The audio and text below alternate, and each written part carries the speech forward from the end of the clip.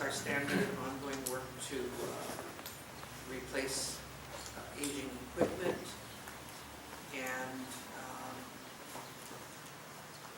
we are still working on the sewer rate study. On solid waste, and I should have introduced John earlier, sorry. This is John Medeiros, our Deputy Director for the department. And John comes to us from the Department of, he's a retired Department of Defense Quality Assurance Contract Manager. Prior to that, he has a background in electrical and mechanical systems with the Navy. But he's basically the one in our department that's going to be overseeing contracts and ensuring that our vendors and people awarded contracts are complying with the conditions of the contract. So he goes out into the field a lot, particularly for our scrap metal and the tire contract, some of the recycling contracts. Even though we have a recycling division, John is going to oversee what they do with their contracts to make sure that everything is done. And one of the big issues we've had in the past is getting stuff done in a timely fashion. So John's basically, that's going to be his kuleana. And so, John has been working with procurement on the piled up, because we had that transition period where we were closing our metal yards, where we had them at WTE and Hilo. And we put everything out to bid, and there was a slight hitch between the time that we were closing down our facilities and the vendors were getting their DOH permits to accept metal at their places. So in that interim, we had metal accumulating at our transfer stations, and so we're in the process of putting that out through procurement to, we think, given the market, that we can get paid something for the metal. So John is overseeing that. That contract should be out sometime in November. What type of revenues do you think? What's that? What type of revenue do you think it would generate from scrap metal? It's hard to say. The contract we have now for what's coming out of our waste centers is $42 a ton for mixed scrap. But this is there's a difference between white goods and regular scrap. So what we have there is a combination of white goods plus mixed metal scrap. So it'll probably be it's hard to predict. We're looking at probably 4 people coming. Hopefully we'll have 4 vendors. In fact, we might be having somebody from Honolulu also bidding on it, which we're hoping for to do with their place. Is there more use for the recycled white stuff, or is it just regular scrap, other scrap? There's already value in the white. That's what I was Yeah, thinking. there's too much insulation and it's not enough of any value. And then it also presents problems because on the refrigerators, we need to have them separate. They've got to be purged of Freon. So the reason you want to wrap the whole bid together is if you separated it out, you're not going to get a bid on the white goods, right? So you have to put the valuable stuff with the other things in order to get a bid. And so they'll evaluate, they'll come take a Yeah, the look. contract will require them to purge all of the freon prior to moving. It has special handling DOT required, so they have to have a DOH.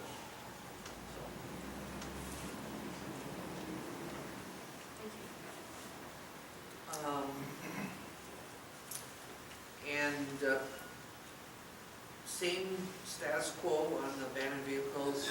We had issued the contract for the west side of the island, but we had a protest on the east side, so we had to rebid it out. So we've got the contract awarded, but before you can actually do it, you have to get the notice to proceed. And for those of you not familiar with the notice to proceed, it's before you can actually work under a county contract, you have to come in and show them that you have all your permits in place, that you've paid any state taxes that you owe, that you're basically a business in good standing. And then once you've provided all that documentation, then you get the notice to proceed and you can start working for us. So it's not just bidding on a contract and awarding a contract. It's all of that documentation. And sometimes that's the lag because they have to go get that certification from State Department of Taxation, and all the other paperwork together, and then procurement office looks at it and says, okay, you got all your paperwork in, now you can proceed to work under the contract. So it's Department of Taxation that issues those notices. Well, it's, a procurement office issues the notice to proceed, and that's part of the They have to county. get the release. But they need all the paperwork, and the vendor becomes, the contractor becomes responsible for proving that they have complied with all their regulatory requirements, that they have to be in good standing. It means that they can't owe us money, and they can't owe the state money, basically, in order to get paid under a county contract. And then John's working on a used tire program. And we're also trying to see if there's a way, we haven't gotten an answer yet, but we've been trying to see if there's some way we can find money to pay for tires that are dumped on the side of the road. Because, you know, the roads aren't necessarily our kuleana, but we feel like the tires are part of abandoned vehicles or their vehicle parts. So we may need to do a fix in the county code.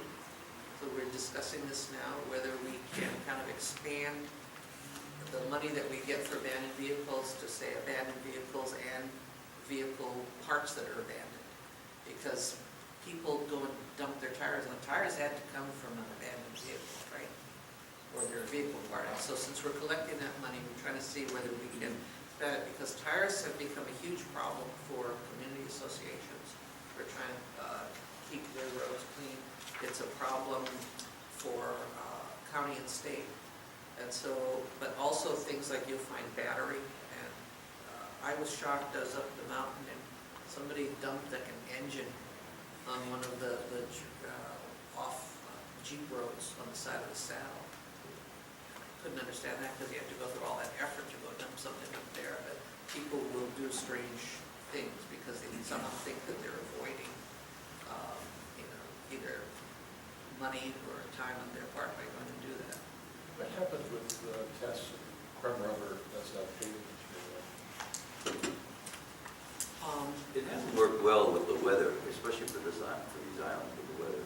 And they're usually in the mainland, but it's not that, you don't see it that much around. So it hasn't been, and plus the process of having to crush the rubber, you know, shred it or whatever, it's a process. Somebody had attempted that here at one time and just went out of business. But DOH is right now, they have an entire task force that they're trying to get legislatures to come out with a bill to find some money to help with all of the islands. This is something that all islands have a problem with. So there's one more meeting before they put a bill together to try to aid with the cost of building that. Sure would be nice to be able to find somebody to use it without having to ship it. Oh, God, yes, definitely. Get it up. The cost of shipping is expensive. Yeah, and then you have to worry about when you've got storage, because of their design, they collect water, they become a breeding ground for mosquitoes. Some of them are contaminated in other ways with mud and other stuff that collects inside, so it's a huge problem for us. And of course, they're banned from the landfill, we try to keep them out, they end up in our dumpsters anyway. But in a landfill, because of their design, and you end up with pockets of air, and you can't compact tires when you're running your equipment over it. And nobody seems to have come up with a real good use at a price that people can afford, I think is the problem. You know, they have built homes or structures using the tires, filling them with dirt or whatever. And I know they did that on the mainland years ago, but I lost track of what happened, but I did.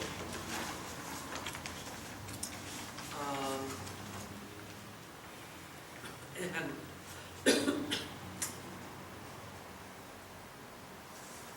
we are in the process on the scrap metal site cleanup of getting comments from the Department of Health. Those are the two sites in Hilo transfer station and Kealakekee. And part of that is because there's some lead contamination. So we basically are gonna have to pave and encapsulate that lead, because they're not gonna let us dig it up. This is scrap metal sites you're talking? Yeah, Just the we one had site. just Hilo and Yeah. Calicut, just the two sites where we previously had abandoned vehicles. Oh, It was, yeah, those two sites, which we've cleaned up, a lot of the metal and those areas are vacant. Because there's some lead contamination, we have to have a plan for how we handle those sites. And basically, our plan is to pave over them, because then, you know, you prevent it from being dug up, you prevent people from going into it. And DOH has to approve our mitigation plan. And then once we cover those areas though with asphalt, then they become usable space for some of our other operations.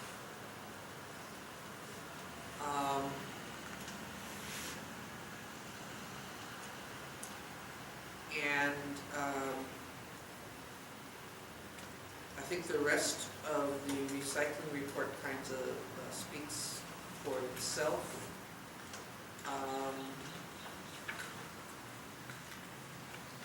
Actually, on the landfill diversion, that is sitting at the procurement office rather than in my office.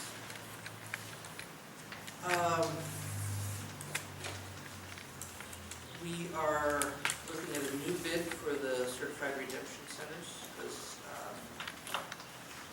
we are thinking that one of our concerns is we didn't know until the very last minute whether we were going to have any money from the state on this, and so we have to kind of proceed as if we're not going to get money, because if they don't let you know until June whether you're going to have it for July, it makes it very difficult to plan. So we're going to have a decision that maybe that money won't be available, and do our new bids accordingly.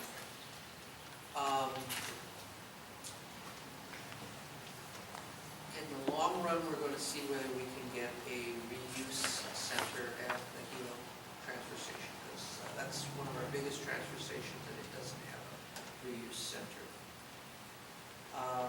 Plastic bag ordinance this coming January. Stores can no longer sell. The way the bill worked was they gave them 1 year where they could sell you a plastic bag at the checkout counter. But this January, we can no longer sell those bags. And so it's going to require a little bit of public education. When does that go into effect? January 17th, I believe. When does the program to get the word out? We're going to be doing, I think it was out of the sea media, supposed to be doing some radio spots and stuff. As we get closer to January, probably like the first 2 weeks of January, and we'll do a few in December. But, you know, most of the merchants that we've had contact with are well aware of this, and they're preparing for that.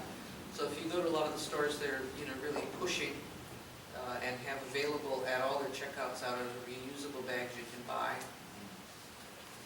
And then some of them have converted to paper. Paper will still be allowed, right?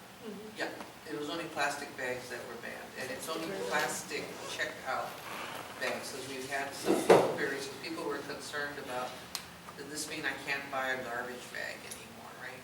And so, well, you know, because you hear plastic bag ban, and so they start getting worried that they can't get plastic bags for their garbage cans and stuff. And so you have to be clear that the legislation says checkout bags. So it's the bag that a merchant normally gives you to carry goods that you're purchasing from you.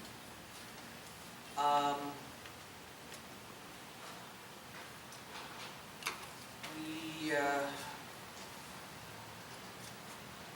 continue to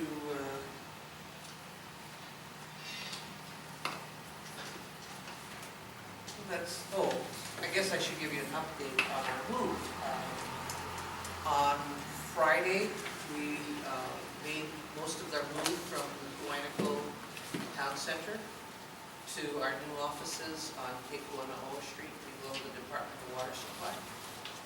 And then the solid waste division, or most of the solid waste administrative staff and the recycling staff will move probably the end of November, sometime in November.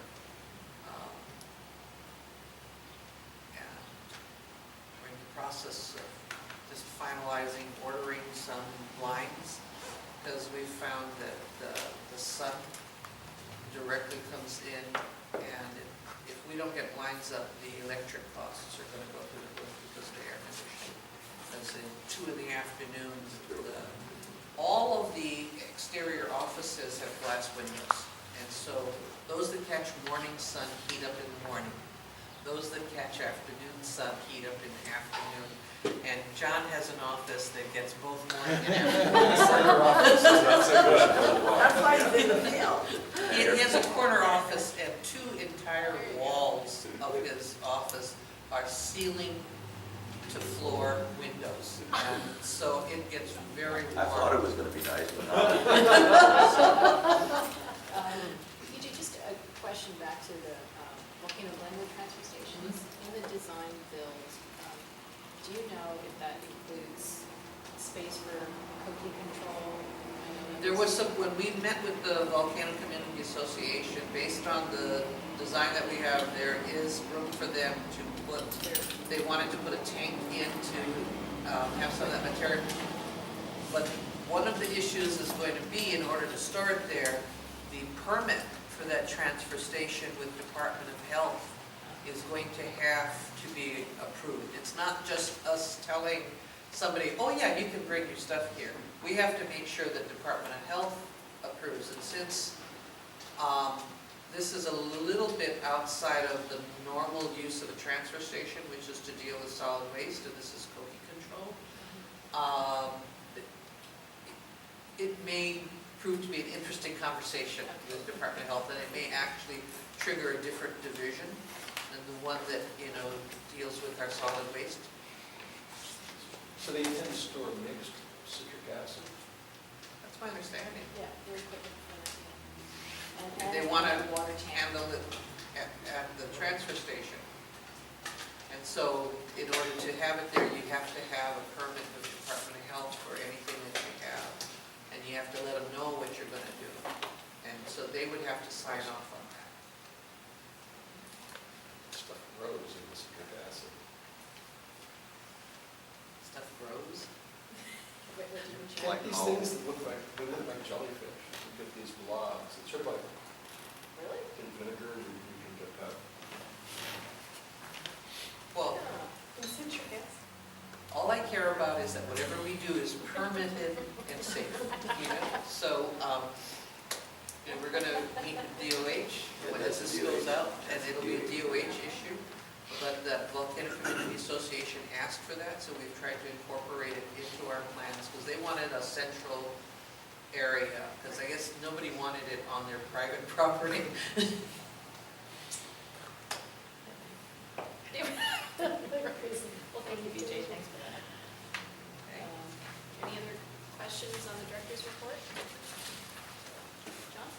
Actually, I had a question about, you and I talked about some of the needs for retirement and people retiring and whatnot. There is a volunteer program, isn't there?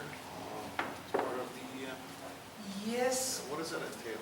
but volunteers usually are doing things that civil servants do not do. Such So, as? and most of the volunteers are information, you get a little information desk, somebody wants to know, well, where is this office? So they direct them to that office, or they have brochures that they might have available. So we tend to use them more for informational purposes and help desks in the county. But also, some of the retirees are called upon when we need people who want to bake, and you bring goodies to county events or man county events. So you'll get a lot of volunteers at Parks and Recreation. Okay, so there's not a specific DEM volunteer program, it's more of. No, it's a countywide, it's called the Retired Senior Volunteer Program. Some of them might be involved with doing musical entertainment. You know, we used to have a volunteer group that would greet cruise ship arrivals, because they liked to do that. But we get a lot of help at community events. But the ones that you normally see the most office are managing the information desks. Though the program, I think, extends to all types of volunteering, not just with county, but with state agencies too. So, in terms of the shortage of help, we still are experiencing a lot of overtime then, staff? Yes, and we're also really tight between now and the end of the year because this is the use it or lose it Yeah, phase. If you've accumulated, more than 90 hours of vacation time, you have to use it by the end of the calendar year or you lose it. So that means there are guys that need to take a month vacation or 2 weeks vacation if they haven't taken it earlier. And traditionally, guys tend to kind of wait till the end of the year. And so it becomes a real management problem in order to accommodate people's schedules. So it may mean that there are some things that you would do that you put on the side or try not to do because you want to do your core functions.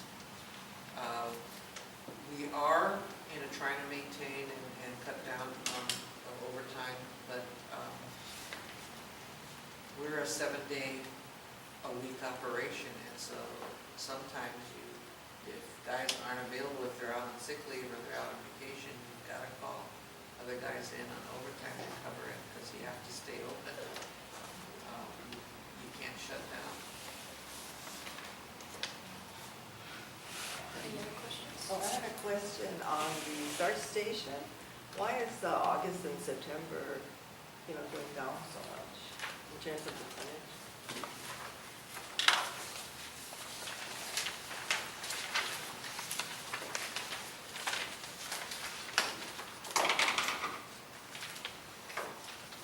I think that had to do with equipment.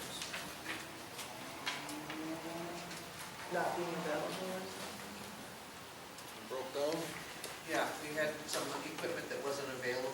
We had to rent an excavator to segregate some of the stuff that we're down, and then this excavator that we have is not a closed container, not a closed cab, so we're using it until we get one that's a closed cab for the operator. But right now, that was part of the delay. And again, the reason the tonnage is low is that you cannot, Hard to predict. the way it works, we're not set up to manually open the trash bags and pull stuff out. So when a load is dumped, it's basically, it has to be something that can be extracted with the equipment that we have. And there are some limitations on the ability of the equipment to pull stuff out. So when you get a rich load, somebody comes and you can see that it's clearly paper and cardboard and it's clean because they've come from an office building, that we can divert. But if it's coming in from residential trash, that's almost all contaminated. And if it's in plastic bags, we can't see what's in the bags and the guys don't open the bags up. They don't want to open them. No, you Well, don't. That stuff's we've sitting in the sun and weather. We've yeah. also had issues like when the grappler picks something, liquid splashes and the guys don't know We've what had a the liquid situation is. like So that. we've had a guy with, his eyes are burning, so we have to have the, eye wash equipment nearby and stuff. And so that was one of the concerns over not having a closed cab, because when you're dealing with something, if liquid splurts, it can splash. Even with the Cabs face and- guard, it was a problem. Even with the face guard, when that splashes, it can ricochet off, a frame or something. It's pretty dangerous. And eventually, we're going to have to, come to grips with, if we're really going to try and do a dirty MRF, then we've got to have of a setup like business services has, but business services has basically a clean MRF.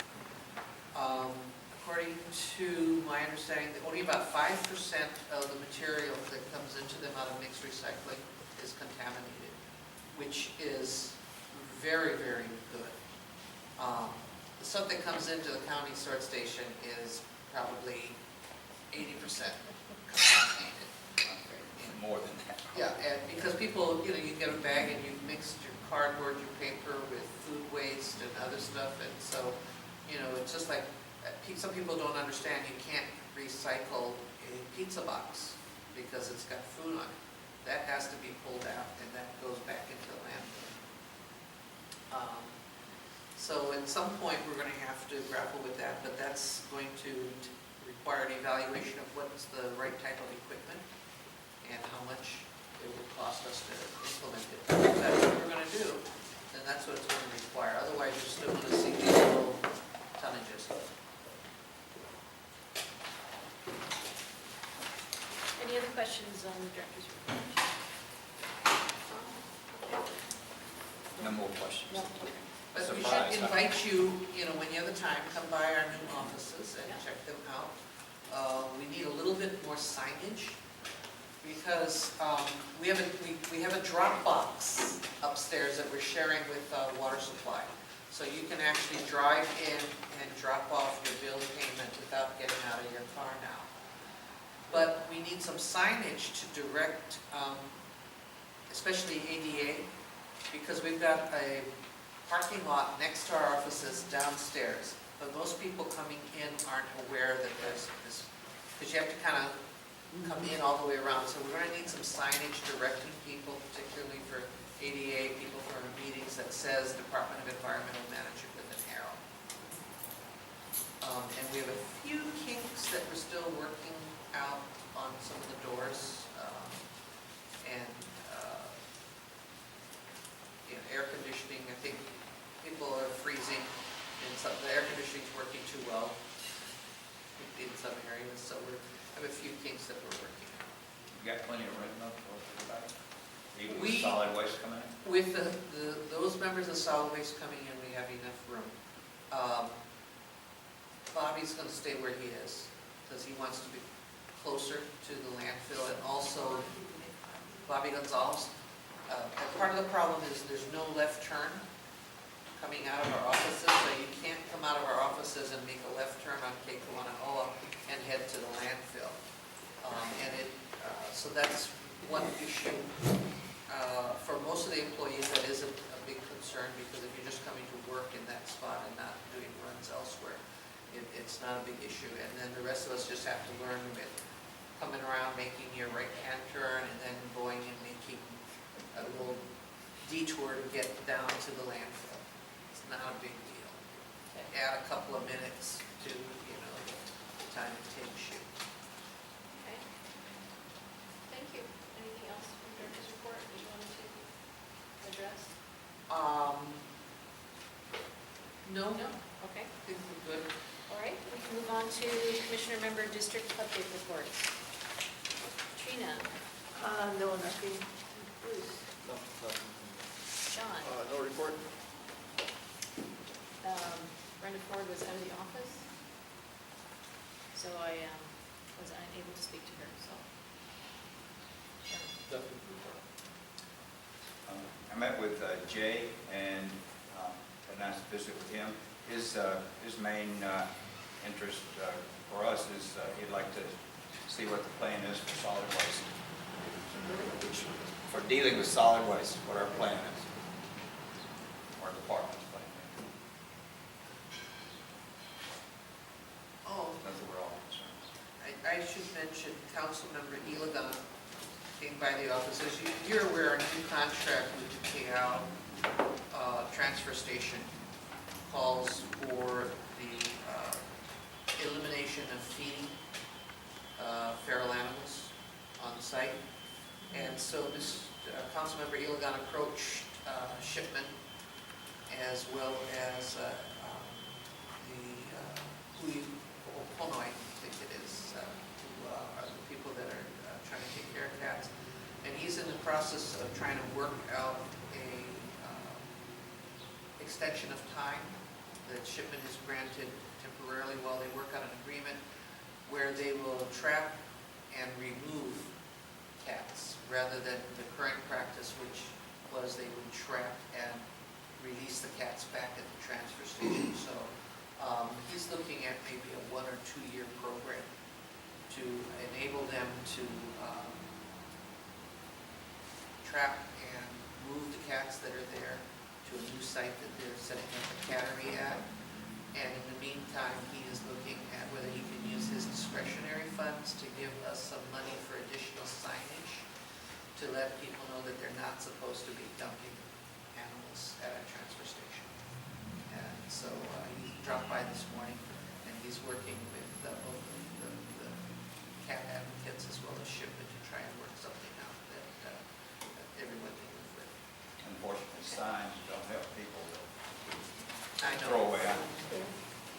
But we're hoping that additional signage and then removing the cats. Are they gonna take them to a sanctuary or what are they? They acquired a 20-acre parcel, and they're in the process of building different large enclosures where you can have a cattery. And so they're gonna trap, neuter, and then move the cats. And Where is that located? somewhere in Puna, I'm not sure exactly where their facility is. Okay, moving on to unfinished business, review and discussion of the integrated resources and solid waste management plan, to include the formation of a solid waste advisory committee. We had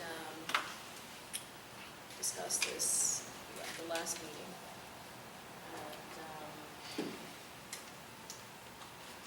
And from that discussion, it seemed we were moving in the direction of we were discussing the establishment of the committee, what it would take, funds, et cetera.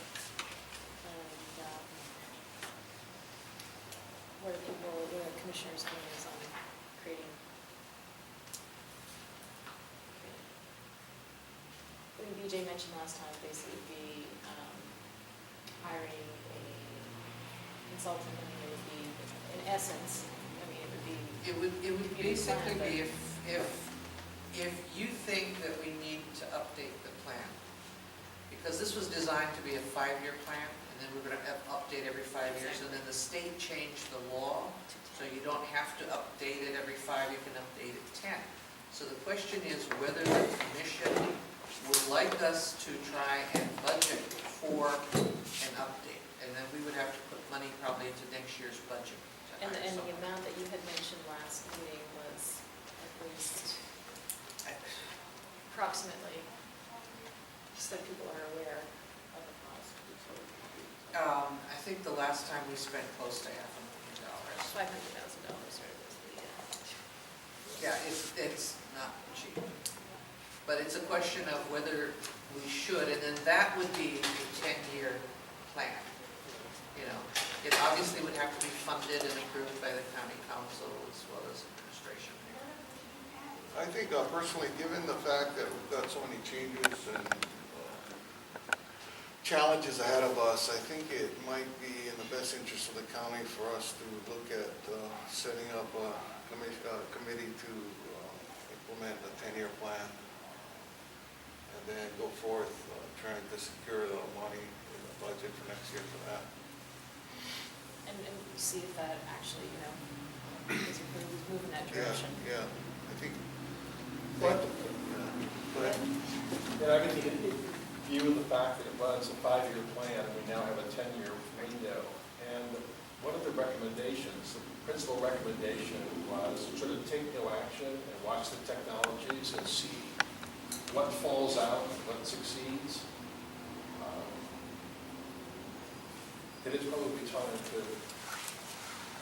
proceed on the original schedule, and at least analyze what happened to those technologies. Are there things that are working now that weren't 4 years ago, 5 years ago? Right, and, economies have changed, the demand has changed, pricing has changed, and, look at the example for Maui. I think there are things that we could, that could be looked at. I agree. I think we need to, try to move on with it. Unfortunately, I think it'll take a long time to do that. I think, you know, the technologies, whatever's out there now needs to be more evaluated and come up so we can move ahead as a county. Our experience has been that it takes us, I think, maybe a full 2 years from the time we, budget it, get the consultant, go through the process, because you need, the way the SWAC, or the Solid Waste Advisory Committee, which is separate from the Environmental Management System, has been set up is you have members of the public, but you also have members on the committee representing the industry. So these would be people who are rubbish haulers, recyclers. So it would be people who are some of the vendors that we contract with, and it would also be some of the private rubbish haulers, because they have an interest, and they also have expertise that they bring to the table, as well as just general members of the public. But if, I think it would require a recommendation from you on what I should do, and then, I would try to put that in the budget. Motion to provide a favorable recommendation for BJ to move ahead. So moved. I'm sorry. Motion to move ahead with the creation of a solid waste advisory committee. So moved. Did you get the motion? Halfway. Yeah, Halfway, you want me to read it again? Yeah. Okay. When you lean that way, I can't. Yeah, sorry, okay, motion for the formation of a solid waste advisory committee. So moved. And I have some clarity. I assume that what this means is that you would like us to start the process to update the county's solid waste management plan, integrated solid waste management plan. And that would include the formation of a solid waste advisory committee, as well as including it in the budget in a future fiscal year. Correct. Yes. Okay. Do we have a second? Yes. Sorry. Any discussion? All in favor? Oh, yeah, sorry. Oh, I'm sorry, did you have? I just have a question that once it's convened, so the committee can be convened without the budget being there initially, or you need to get the budget to convene it? I would start the process, so I would have to see whether there is some funding right now. And so it might not be till next fiscal year that we actually appoint a committee, because it may require some funding. So I always have problems with the fact that you need a mileage account for the commissioners, because you want an island-wide commission, and this year's budget doesn't have, that much in it. And so it's very difficult to set up a committee without funding to support them. And you also have to have minutes and everything else. So you tell me to proceed, what I'm going to do is start putting something together in the budget so that we can do it in the next fiscal year, basically. And convey your wishes to the administration. And that would include technical consulting. Yep. That's how we've done it every time in the past. And part of that is because these committees are volunteers. And just like, it's a lot to ask of people to go out and do hours and hours of research. So we technically, in the past, we've always had a consultant who provides the research and information, and then the committee evaluates that and decides what a recommendation should be. And they also are responsible for drafting the update to the plan, because our plan is about yay thick, and they've got to look at the existing plan and then make recommendations. And then the commission decides whether they agree. The committee makes a decision whether they agree with those recommendations, whether the proposed draft plan should be tweaked. We're going to have public hearings, and then also the Environmental Management Commission will have an opportunity to comment on the draft when it's finally done, before we end up finalizing it and sending a final draft for the council to take a stab at. And at that point, they can amend it too, because they're the ones that officially adopt an integrated solid waste management plan. My concern is with doing this, we're talking about at least a year, probably, maybe more, two, probably. I would hate to see us, wait as far as trying to come up with a way to handle our solid waste in Hawaii County. We Well, want we to are- know that, I know the mayor wants to do something, I know individuals want to do something. We are continuing to meet with representatives of different technologies. We're continuing to evaluate. We have not made any decision on a preferred alternative, other than the fact that we are going to go ahead and, because anything you do still requires, I feel, trying to extend the life of the Hilo landfill. Regardless of what kind of technology you pick, there's always some rubbish that isn't fully utilized. And so that's the one thing that we're moving ahead on, and Greg is looking at that.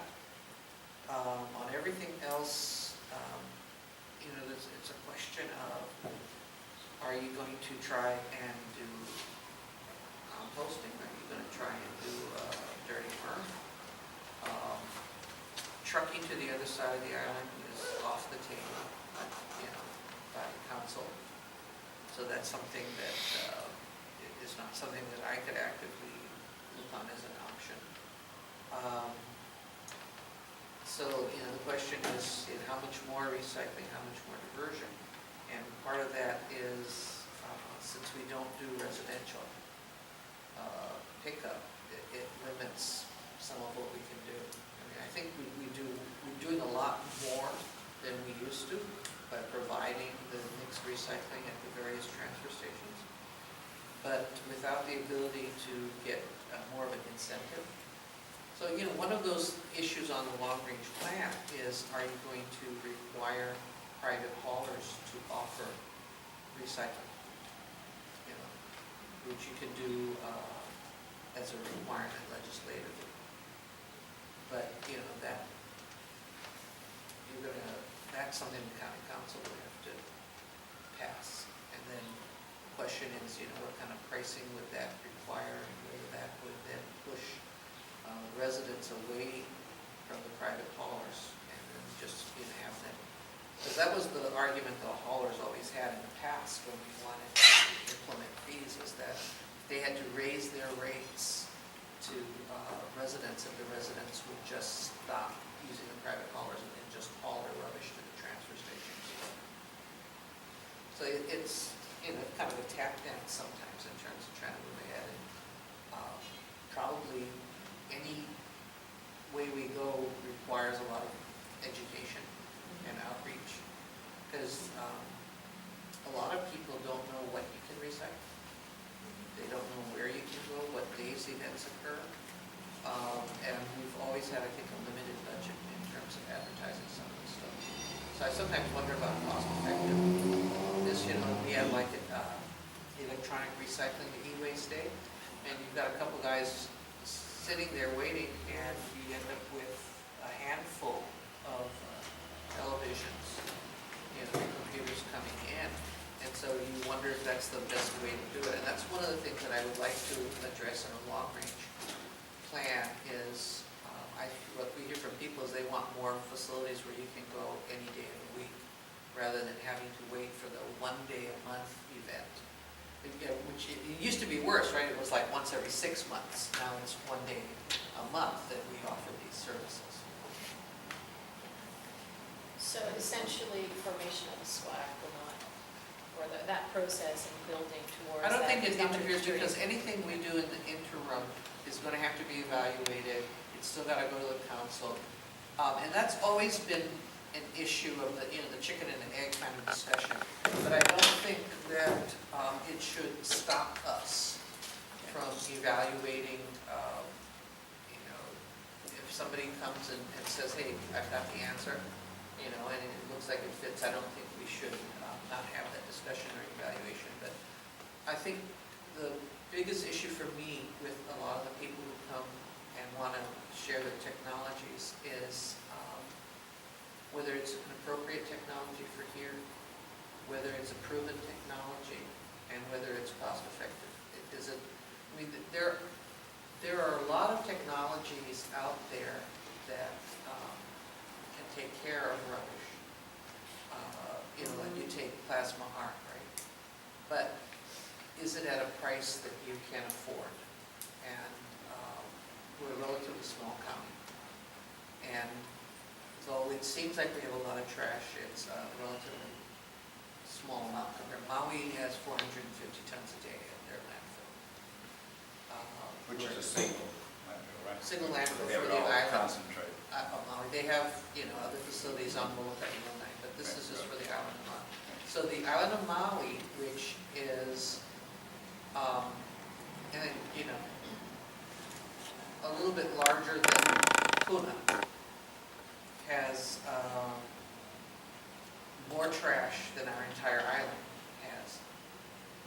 Because our average was 419 tons a day for the entire island, our 2 landfills. But Maui has 1, and so it makes it easier for people to bid on projects because of the amount, and also it's just, you know, one place that you're dealing with. So if you're going to do a MRF on Maui, that one place you're going to do it. If you're going to do anaerobic digestion, there's one place that all the trash is flowing through. Our island's a little more difficult because we've got 2 landfills that we do stuff, and because of the size of our island. Does the current ban on trucking prevent you from including studying the cost of trucking? No, in- no, because It seems, I mean, we have more trucks of logs going through Waimea in an hour than trash trucks went through in a day during this pilot project.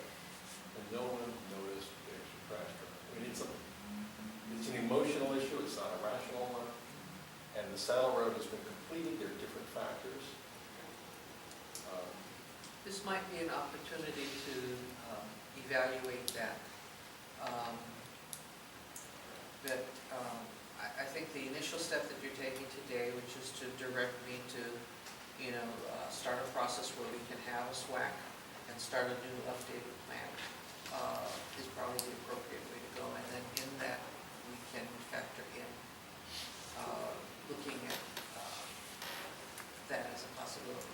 Because the reality is whether we extend Hilo landfill for another 8 or 10 years, at some point in time, that landfill is going to close.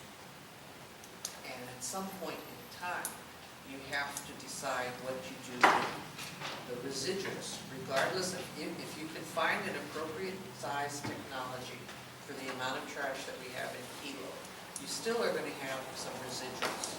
So if you take the conventional mass burn technology or RDF technology, even, you know, as far as I can see, gasification, you've got some residue. You've got to put it somewhere. At some point, you're going to have to deal with it. Not immediately, because we think we can extend the life of the landfill. That's assuming Department of Health allows us to do it.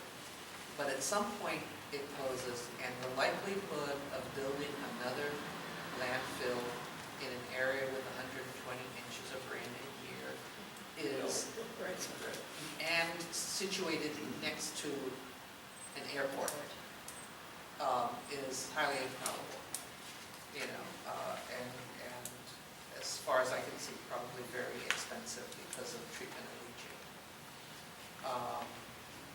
So, you know, eventually you've got to tackle that, and I think people have to really examine what is the opposition. You know, is it an emotional thing? Is it a fairness thing? Is it really based on health and safety, the number of trucks, noise? Is it the resorts and hotels that are concerned about the life of Pu'uanahulu? Because that's something else, that's farther out. But in the long range, we have to look at what happens at Pu'uanahulu. Is that enough room? Or do we need to do something at Pu'uanahulu that extends the life of that landfill? What can we do to reduce the amount of trash going into the landfill landfill, so that you can extend the life of that landfill. Even though right now, nobody's worried about it, at some point you need to. And at some point, we need a cost-effective alternative to the way we currently handle that. Any other points of discussion? Or any? Well, yeah, I just want to mention one thing, we also have some unknown trash floating around the oceans. I mean, it's a lot of known, but a lot of unknown, we don't know what's going to be coming to the island of Hawaii. You know, we're going to be coming somewhere at some point in time. So that adds to the problem, and maybe to factoring that in for the future. The single biggest concern I have is catastrophic rubbish, like what happened with Kauai. And so, one of the issues that I think is important in any future planning is the identification of emergency sites and you also have to have a plan for separating, so you need more than one site. So, as an example, I had gone to an emergency debris management workshop. And so I was saying, we need to identify all the abandoned quarries on the island, because you're looking for spots that don't have plants and don't have animals that you have to worry about. And so if there's some place where they've already quarried it, you probably don't have any archaeology, you probably don't have plants, and it's not a nesting environment.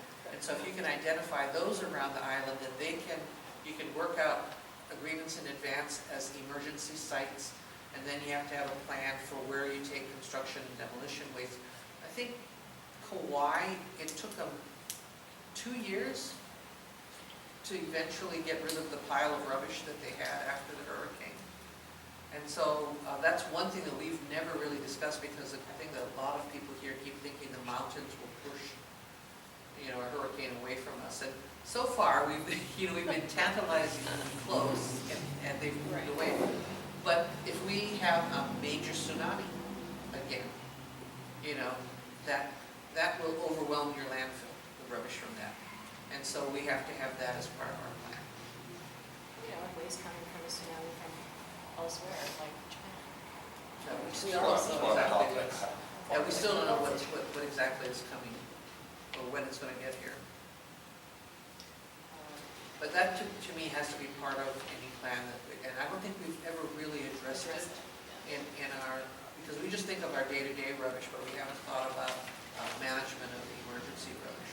So in determining, starting the process for a SWAC, when you start that process, do you define initially what you would like it to comprise? What I'm going to be doing is talking to my staff about inserting a budget item for next year's budget for hiring of a consultant to do an updated integrated solid waste management plan.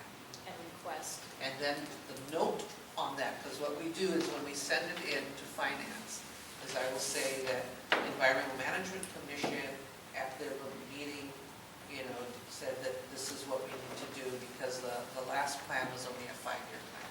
And it was directed to be a 5-year plan. Yeah. But in your request, going out to the consultant, are you going to state initially, before even people tackle the catastrophic rubbish and construction and demolitions? I'm gonna say that they should take a look at that in addition to updating it, but I don't want that to be the only thing or the. I mean, it just included. Just to include it, that should be a factor, that, what happens in the event of catastrophe? What do you do if you're overwhelmed? Where do you go? Because that happened to Kauai. They had so much rubbish, their landfill couldn't handle it, and it was like, what do you do? And so you have to go look for another site. And in the long range, what do we do? I keep, and my concern, which is kind of beyond my tenure here, is that I have been hearing for years that, all these technologies are right around the corner. And it just seems that they've been much slower to mature than was initially promised, when we started looking at this. I've been dealing with the solid waste management plan since 1993, when I was staff for the county council. And back then, they were just saying, magic was gonna happen, and then, and it hasn't happened. The industry hasn't changed much. There are promising technologies. There's some move with gasification facilities, which Europe is using. There's been some stuff that we thought for a while plasma arc would be really great until we looked at what the pricing was going to be in Hawaii. And the other hurdle on new technologies is trying to also get Department of Health to change the way they view stuff so that you can reuse. Because if you could reuse some of the ash that comes off of some of these and mix it to make, part of the asphalt, then you don't have to bury it. But right now, the Department of Health doesn't allow you to do that. Because they rule that it's hazardous waste, it has to be landfill. And so part of the discussion is not just what we do in terms of our planning, but getting Department of Health to change the way they view some of their regulations and what they categorize. Because there's some beneficial reuse of waste material from the new technologies, but unless Department of Health allows you to have that beneficial reuse, you have to landfill it. And ultimately, that's where you want to go, is that whatever treatment option you choose as an alternative to landfills, that you reduce or eliminate the need to landfill whatever the residue or the byproduct is of that process. And if you can find a beneficial reuse for it, that would be ultimate. I visited a landfill on the mainland that was just ash. And, because that same thing was in Connecticut, they weren't allowed to reuse it. Because of their health department. Yeah, and so that's the other half of the puzzle, is that if you've got residue, you want beneficial reuse. But a lot of times that means that the Department of Health has to allow you to reuse it, and they have to be convinced that it's done in a safe manner. Any other points of discussion? And we can vote. All in favor? All, Aye. aye. All opposed? Motion approved. Okay, moving on to new business, review and discussion of Bill 109. Before we do that, can I make a motion to go into executive session to consult with counsel regarding the board's duties and responsibilities? You can do so. So moved. You need a second. I'll second. Any discussion? All in favor? All right. Aye. All opposed? Motion approved. No, everybody else has to leave.